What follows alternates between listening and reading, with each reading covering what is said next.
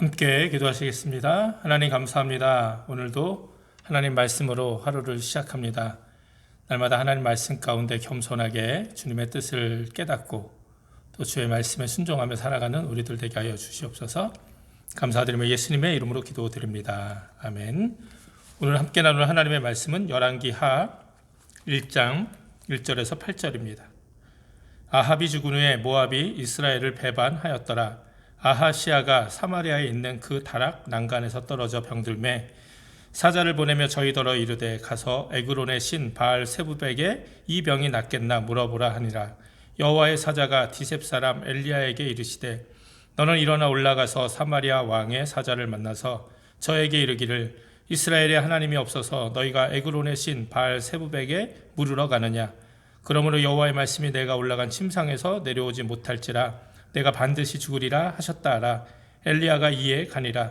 사자들이 왕에게 돌아오니 왕이 이르되 너희는 어찌하여 돌아왔느냐. 저희가 고하되 한 사람이 올라와서 우리를 만나 이르되 너희는 너희를 보낸 왕에게로 돌아가서 저에게 고하기를 여호와의 말씀이 이스라엘에 하나님이 없어서 내가 에그론의 신 바알 세부백에 물으려고 보내느냐. 그러므로 내가 올라간 침상에서 내려오지 못할지라 내가 반드시 죽으리라 하셨다 하라 하더이다. 왕이 저희에게 이르되 올라와서 너희를 만나 이 말을 너희에게 고한 그 사람의 모양이 어떠하더냐. 저희가 대답하되 그는 털이 많은 사람인데 허리에 가죽띠를 띠었더이다. 왕이 가로되 그는 디셉 사람 엘리야로다. 아멘. 오늘도 말씀으로 하루 시작하는 여러분들에게 하나님의 귀한 은혜가 함께 하시기를 바랍니다.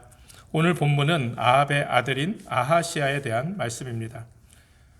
우리가 그동안 함께 말씀을 나눴던 것처럼 이스라엘 왕들 중에서 가장 악한 왕이 바로 아합이었습니다. 그렇다면 그 아합이 죽은 후 그를 대신해서 왕이 된 아하시아는 어떤 인생을 살았을까요?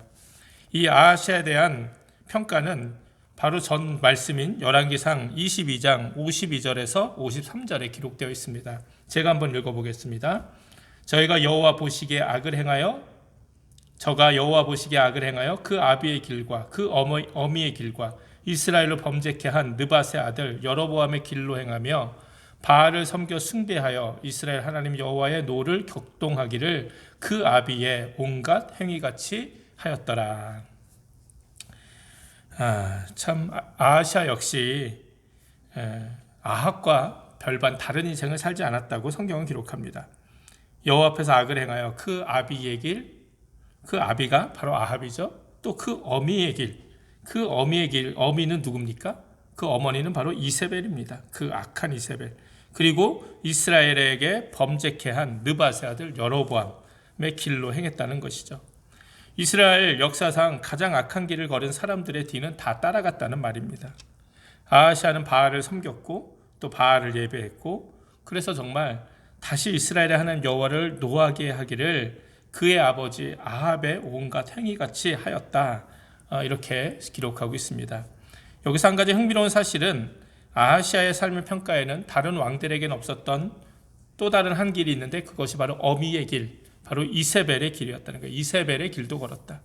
이세벨이 얼마나 악한 길을 걸었습니까? 아합을 항상 격동케 시켜서 사실은 아합의 모든 죄악은 이세벨로부터 시작이 됐던 것이죠. 여기서 우리는 다시 한번 아버지, 그 어머니의 신앙적 영향이 자녀들에게 얼마나 중요한지 다시 한번 생각할 수 있게 됩니다. 아비 아합, 또 어미 이세벨, 그 어느 누구 하나 하나님 앞에서 온전한 삶을 살지 않았기에 그의 아들 아하시아는 이렇게 정말 아주 비참한 인생이 될 수밖에 없었다는 거예요. 정말 자녀들에게 좋은 신앙의 유산을 남겨주시는 여러분 되시기를 주님의 이름으로 축원을 드립니다. 이런 삶을 살았던 아하시아에게 큰 위기가 오늘 생겼습니다. 오늘 본문이죠. 어쩌면 아합의 길을 똑같이 걸어갔던 아하시아에게 당연한 인과응보의 결과였을 겁니다. 두 가지 위기인데 첫 번째는 1절에 보니까 그동안 동맹관계를 유지했던 모압이 배신을 했다는 거예요. 이거는 이 외적으로 아하시아에게 닥친 위기였습니다. 오랜 시간 이스라엘의 속국으로 충성을 바치던 모압이 이제 배신을 하고 오히려 이스라엘을 위협하는, 대적하는 그런 존재가 된 것이죠. 그리고 이제 두 번째 위기는 바로 아하시아의 이 개인의 삶 속에 있었습니다. 다락 난간에서 떨어지게 되어 큰 부상을 당한 것이었죠. 근데 그냥 뭐 다리 정도 삔 정도가 아니라 이 부상은 아하시아가 생명의 위협을 느낄 만큼 심각한 상황이었습니다. 이렇게 아하시아에게는 외적으로 또 내적으로 이 큰 어려움이 동시에 닥쳤다는 거예요. 말씀드린 것처럼 이런 위기는, 이런 어려움은 이 아하시아가 하나님 뜻대로 살지 않고 하나님을 노하게 하고 하나님 앞에서 범죄했기 때문에 어쩌면 당연한 인과응보의 결과로도 볼 수 있습니다. 그럼에도 불구하고 오늘 우리가 말씀을 쭉 살펴보면 이 다른 관점이 하나 발견되게 되는데요. 그것은 바로 하나님이 이 아하시아에게 이런 어려움을 주셨다는 거예요. 그리고 왜 이런 어려움을 주셨느냐? 그것은 단지 심판하기 위해서가 아니라 다시 한번 아하시아가 하나님께 돌아올 수 있는 기회를 주시기 위해서였다라는 생각을 떨쳐버릴 수가 없습니다. 사실 하나님은 심판을 말씀하시기 전에 항상 먼저 징계를 하십니다. 심판은 정말 이 저주 심판은 외인에게 하는 것이지만 징계는 아들에게 하는 것이죠. 아직 아합 하나님께서 끈질기게 아합에게 기회를 주셨던 것처럼 그 아합의 아들이었던 이 아하시아에게도 하나님께서는 기회를 주고 계신 것이죠. 이 어려움을 통해서. 평상시에는 자기 뜻대로 살다가도 아무 문제 없이 살다가도 인생에 어려운 문제가 생기면 우리는 스스로를 돌아보는 기회가 되기도 합니다. 특별히 하나님을 믿는 우리들은 삶의 문제가 어려운 문제가 생기면 우리의 신앙을 먼저 점검하게 되는 것이죠. 내가 정말 하나님 앞에서 지금 온전히 살아가고 있는가? 혹시 하나님 앞에서 내가 범죄했기 때문에 이런 어려움이 있질 않은가? 이렇게 우리의 신앙을 돌아보게 되고 또 거기서 깨닫게 되면 우리가 회개하고 돌아올 수 있는 기회가 되는 것이죠. 그래서 위기가 기회가 되고 어려움이 문제가 또 회복이 되면서 우리가 더 큰 하나님의 은혜 가운데 들어갈 수 있는 어떤 그런 기회가 되기도 합니다. 어쩌면 하나님께서는 오늘 본문의 아하시아에게 이런 기회를 한 번 더 주기 원하셨던 것 같습니다. 그런데 오늘 본문의 아하시아는 어떻게 했습니까? 이런 어려움을 당하고 난 후에 하나님이 아닌 에그론의 신 바알세붑에게 가서 이 병이 낫겠는지 물어보게 했다는 거예요. 바알세붑. 이 바알세붑은요, 당시 이 파리의 신으로 알려져 있습니다. 당시 그 고대 근동의 파리와 모기 또 그로 인해서 많은 고통을 당하고 병에 걸리고 그랬기 때문에 이 파리, 이런 모기, 이런 질병에서 자신들을 이렇게 보호해 달라고 이 파리를 신으로 섬기고 있었는데 그게 바알세붑이었다는 거예요. 아니, 자신의 생명이 위급에 달했는데, 인생에 큰 문제가 닥쳤는데, 이 바알도 아니고 아세라도 아니고 이 바알세붑이라는 파리를 섬기는 이 신앙에 자신의 생명을 걸었다는 것이 얼마나 어리석은 모습입니까? 바알과 아세라에게 걸었어도 어리석은데 이 바알세붑은 정말 그에 비하면 더 하등한 존재였다는 거예요. 아니, 정말 천지를 지으신 하나님, 우리의 모든 생사화복을 주관하시는 그 하나님 앞에 내 인생을 걸고 살아도 부족한 게 우리 인생인데 어떻게 이렇게 어리석게도 이 파리를 섬기는 바알세붑에게 자신의 인생을 거는지 모르겠습니다. 이런 아하시아가 이런 어리석은 삶을 살았다는 거예요. 이에 하나님께서 엘리야를 보내셔서 아하시아를 책망하시잖아요.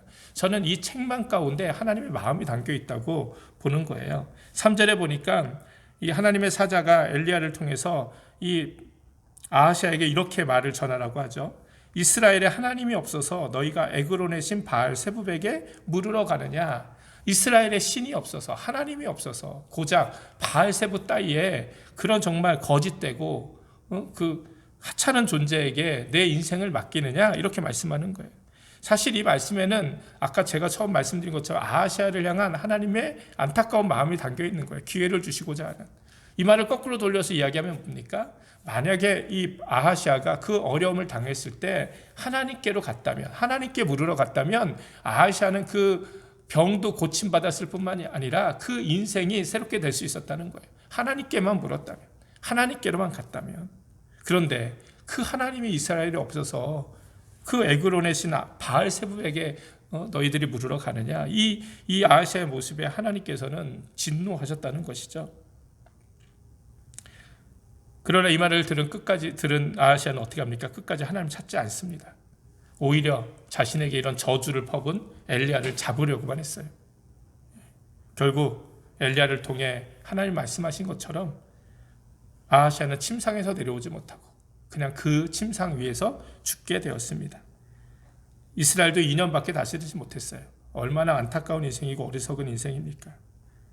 정말 우리가 이스라엘 왕들의, 제가 말씀드렸죠. 이스라엘에는 19명의 왕이 있었는데 그 어느 한 명도 온전히 하나님 뜻대로 살아간 인생이 없습니다. 다 하나님을 떠나고 하나님을 진노케 하고 하나님 없는 것 같은 인생을 살았다는 거예요. 오늘 아하시아도 그들 중에 하나입니다. 하지만 하나님은 어떻게 하십니까? 끝까지 기회를 주시고 또 다시 한번 새롭게 회개할 수 있는, 새롭게 될 수 있는 기회를 주시잖아요. 사실 이 아합의 집안은요, 아합 때 멸망됐어야 되죠. 우리가 말씀 나눈 것처럼 나봇의 포도원 사건 이후에 하나님께서는 아합과 그 모든 자손들이 죽을 것이라 분명히 말씀하셨어요. 그런데 아합이 잠시 회개하잖아요. 잠깐 회개하니까 하나님께서 그 회개를 들으시고 그 진노를 늦추셨잖아요. 기회를 더 주신 거죠. 진노를 늦추셨다는 것은 기회를 더 주셨다는 거예요. 그렇다면 이 아하시아가 그렇게 하나님의 은혜로 자기가 살았고 왕이 되었는데, 그렇다면 아합의 그 100가지 다 이렇게 따라 해서는 안 되는 안 좋은 모습들, 그거 다 버리고 오직 하나, 아합이 딱 한 게, 잘한 게 딱 하나 있는데 그게 잠시 잠깐이라도 하나님께 회개했다는 거예요. 그것을 통해 하나님께서는 아합에게 기회를 주시고 아하시아에게도 기회를 주신 거예요. 그럼 아하시아가 그 회개를 배웠어야 되는데 그 회개의 회자는 배우지도 못하고 그냥 아합이 산 그대로 이 아하시아도 살고 말았다는 것이죠. 마치 하나님 없는 것처럼, 이스라엘에 하나님이 안 계신 것처럼. 그래서 바알세붑, 정말 세상의 어리석은 존재들, 어리석인 것들, 헛된 것, 이런 것에 그냥 자신의 인생을 걸고 살았다는 겁니다. 오늘 이 말씀을 통해서 우리 자신의 모습을 또 한 번 발견하게 되는 것이죠. 우리는 어디에 우리의 인생을 걸고 살고 있습니까? 뭐 물어보나 마나, 여쭤보나 마나, 여러분 모두 하나님을, 하나님께 여러분의 인생을 걸고 사시는 줄 믿습니다. 그렇게 해야 됩니다. 천지를 만드신 하나님이 계신데 아하시아는 고작 파리의 신인 바알세붑을 믿고 살았어요. 하나님이 바알세붑보다 더 대우를 받지 못하고 계셨다는 거예요. 이게 얼마나 참 어리석고 기가 막힌 일입니까? 혹시 우리도 하나님보다 세상의 헛된 것들을 더 붙잡고 살아가고 있지 않은지 다시 한번 돌아봤으면 좋겠습니다. 아합을 포기하지 않으시고 아하시아도 포기하지 않으시고 끝까지 기회를 주시려고 했던 그 하나님이 오늘 저와 여러분에게도 동일하게 역사하시는 줄 믿습니다.